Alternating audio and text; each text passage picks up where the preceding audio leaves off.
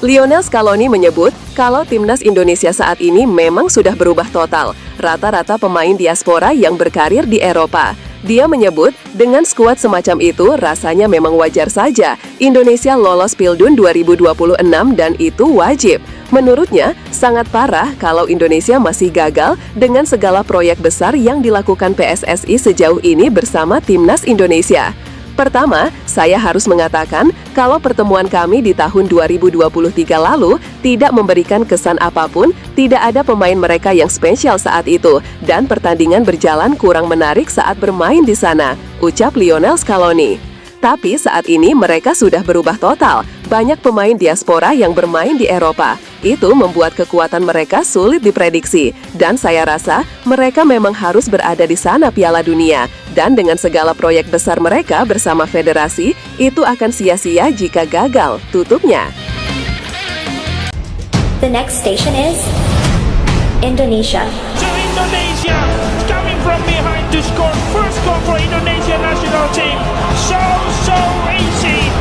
A Fortuna Sittard player now making his debut goal for Indonesia national team.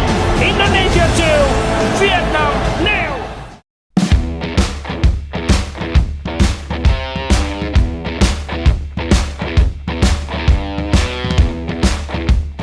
Timnas Indonesia nampaknya sedikit menaruh beban untuk babak lanjutan kualifikasi Piala Dunia 2026 round 4 bulan mendatang. Bukan karena tim lawan yang kuat, tapi lebih ke pemain itu sendiri dan gaya main yang diterapkan di beberapa pertandingan terakhir. Ya, kalau kita menilik skuad Timnas Indonesia saat ini, nampaknya boleh dikatakan kalau ini adalah skuad puncak atau dream team yang dari dulu diincar.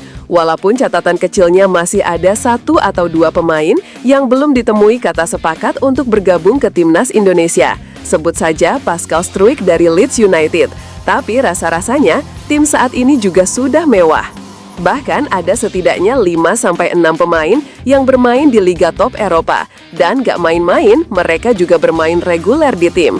Ada Calvin Verdong yang berlabuh dari Eredivisie ke Ligue 1 Prancis, lalu ada Kevin Dix dari Liga Denmark ke Bundesliga Jerman, dan ada Jay Itzes, Emil Audero yang akhirnya kembali bermain di Serie A Italia.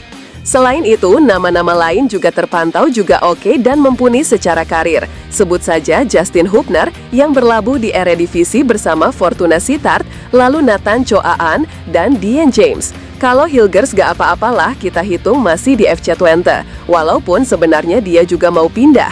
Selain itu, divisi kedua Liga Inggris alias Championship juga diisi 2 pemain Indonesia, yaitu Ole Romeni dan juga Elkan Banggot, yang memang tidak mendapatkan panggilan lagi.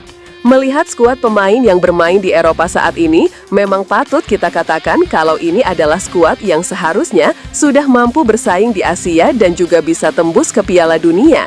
Ya, walaupun kalian bilang kalau pemain diaspora Indonesia saat ini adalah pemain buangan dari Belanda yang gak mungkin dipanggil ke timnas atau pemain grade C, tapi setidaknya mereka juga punya CV bagus dan bisa bersaing di Eropa.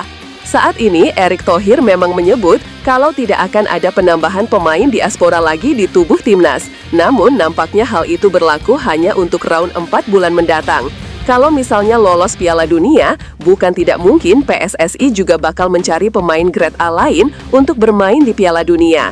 Selain itu, jika Indonesia sudah lolos Pildun, maka pemain yang kemarin masih bimbang untuk join tentu akan langsung memantapkan hati bergabung.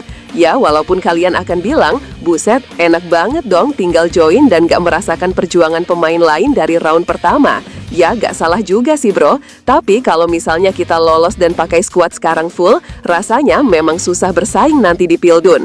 Kalau mau dibantai aja sih rasanya gak apa-apa, gak usah tambah pemain. Ingat bro, level Piala Dunia itu sangat tinggi. Hanya tim-tim kuat yang berada di sana dan seharusnya memang bersiap diri sebaik mungkin.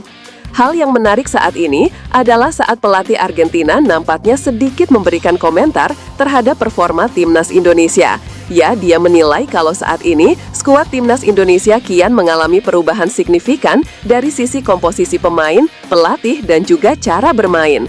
Argentina sendiri memang sempat datang ke Indonesia tahun 2023 lalu saat agenda uji coba di FIFA Matchday bulan Juni kala itu.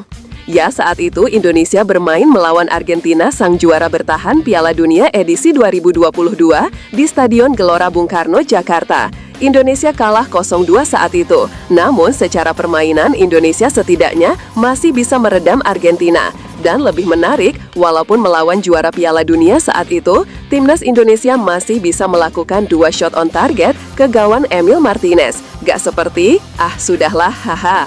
Lionel Scaloni menyebut kalau timnas Indonesia saat ini memang sudah berubah total, rata-rata pemain diaspora yang berkarir di Eropa. Dia menyebut dengan skuad semacam itu rasanya memang wajar saja Indonesia lolos Pildun 2026 dan itu wajib. Menurutnya, sangat parah kalau Indonesia masih gagal dengan segala proyek besar yang dilakukan PSSI sejauh ini bersama timnas Indonesia.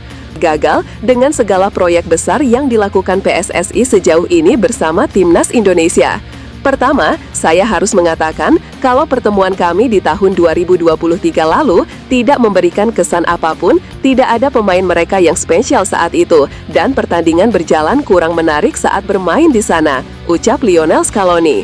Tapi saat ini mereka sudah berubah total. Banyak pemain diaspora yang bermain di Eropa. Itu membuat kekuatan mereka sulit diprediksi. Dan saya rasa mereka memang harus berada di sana Piala Dunia. Dan dengan segala proyek besar mereka bersama federasi, itu akan sia-sia jika gagal, tutupnya.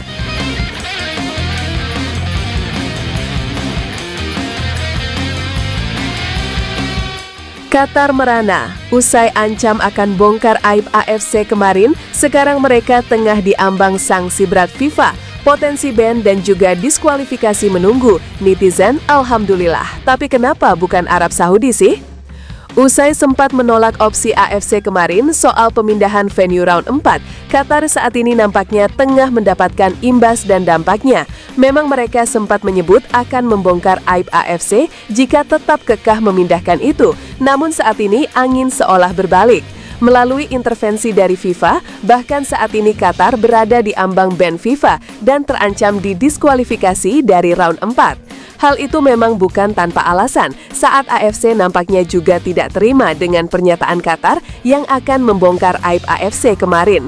Walaupun saat ini Qatar menjadi salah satu sponsor besar AFC, namun nampaknya AFC tidak takut sama sekali kepada Federasi Qatar jika secara tiba-tiba nanti mencabut kerjasama sponsor di sana. Tapi ya, kalau misalnya Qatar yang di-ban, kurang menguntungkan juga sih buat Indo, karena mereka bermain di grup A bersama Uni Emirat Arab dan Oman, sedangkan Indonesia di grup B. Wah, gimana pendapat kalian guys? Jangan lupa tinggalin komentar kalian di bawah ya.